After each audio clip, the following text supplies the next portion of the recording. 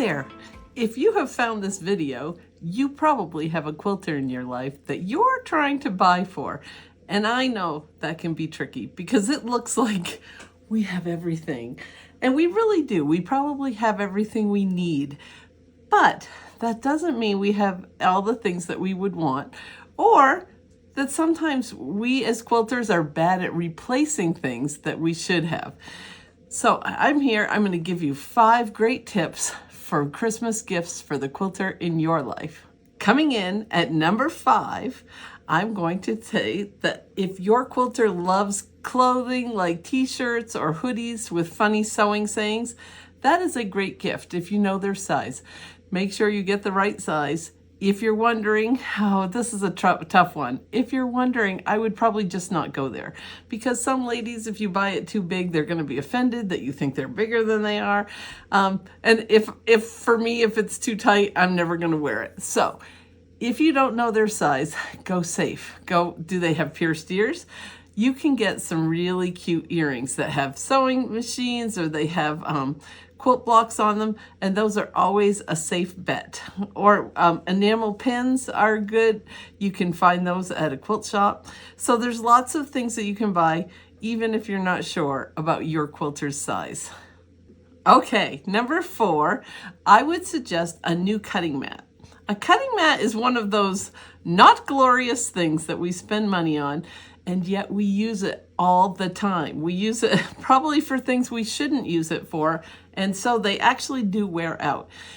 I really like having a double-sided cutting mat so that it has 2 different colors, because sometimes when I'm cutting, if I have a pink mat and I have a pink fabric, it's very hard to see it.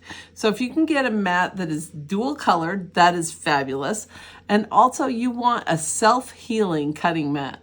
Now, you should probably pay attention to what size they have in their space. I love my 24 by 36, and that's kind of what I recommend for people, because you can cut a full yard of fabric, and so that's a great size. But whatever, if they only have a small space, then a 12 by 18 or an 18 by 24 might be just great. So try to spy in their space and see what they have, and then give them a replacement. It's a great gift that we don't think of for ourselves. Okay, number 3. Now, none of us like to rip out seams that we just sewed, but the fact of the matter is we all have to do it. And so I figure if I'm going to have to rip something out, then darn it, I want to have a pretty seam ripper. So I'm going to show you a couple of my favorites. So this one I got on Etsy, and it is super cute. It's made out of an old knife, and I just love it. In fact, this is what I reach for most of the time, because I like how it feels in my hand, I like how it looks, and it makes the task not quite so daunting. Now, there's another kind of seam ripper too. So this one is actually carved out of wood. The craftsman lathed it, and I don't know if you can tell, but you can see wood stripes and purple stripes. Of course it's purple. If you don't know me, I'm okay quilting, and I'm all about purple. So this has 2 ends, and they actually pop out, and they can slide in like this. So if you have little people in your house, you need to maybe pay attention to that. This one does not come out, all right? It's just like this. This one you can put in for safety's sake. And it does have 2 ends. So this end is called a stiletto, and that's used for sewing. It's for when you're pushing the fabric in underneath the foot. I am not a big stiletto user, but some people use it all the time. And then the other end is the seam ripper part. And so I do like this.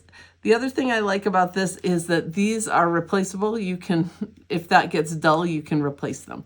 So great gift. I promise this is something that your quilter will use and appreciate and reach for, probably on the daily, unfortunately.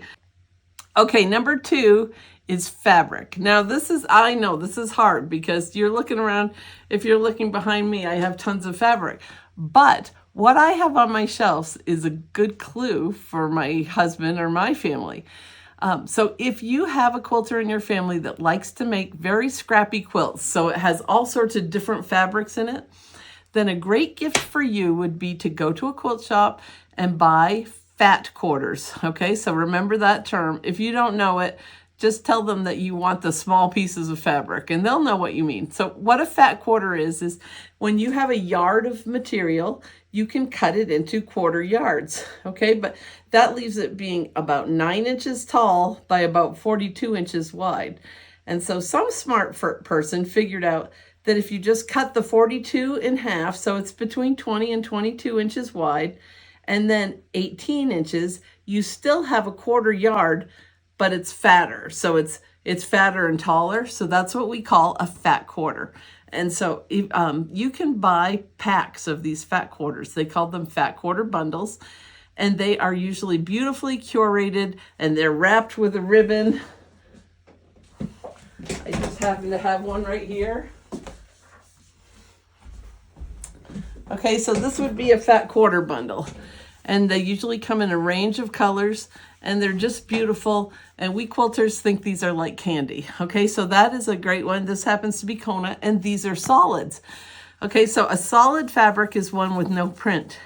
If you look behind me, that's kind of my jam, but that's not everybody's jam. A lot of people really like prints, but you can buy these in prints too. So if they are a scrappy quilter and you see calicos and big prints and all sorts of things in their quilts, don't buy this one. Buy one that has prints in it.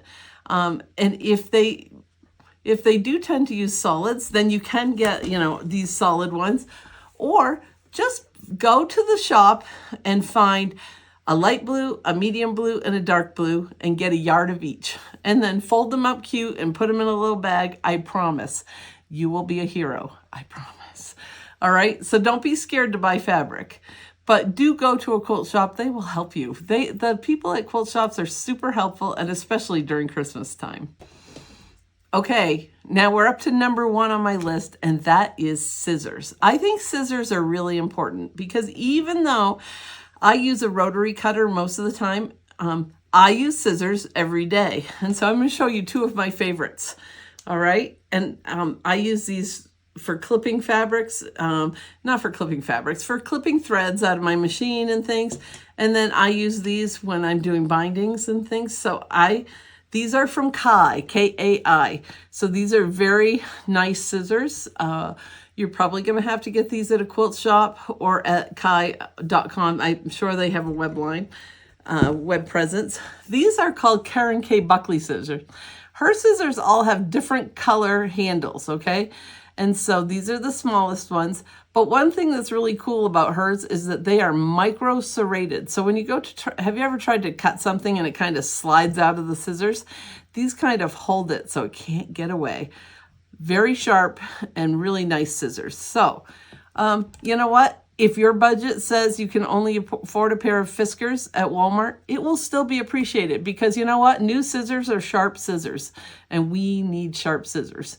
The other thing that would be funny is if you buy a pair of scissors is to put a ribbon or something on it that says Mom's Fabric Scissors or whatever, because we have jokes about not using, well, it's not really a joke. We don't want to use these scissors on paper because it dulls them.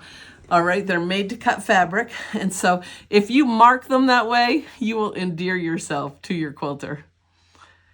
Now, I also have a bonus idea for you. This one's a little trickier, but if your quilter has said, there's this teacher coming, oh, that would be a really cool class to take, or, oh, my guild's hosting a retreat. Those are things that are really great. Quilting is a skill. It's a skill hobby.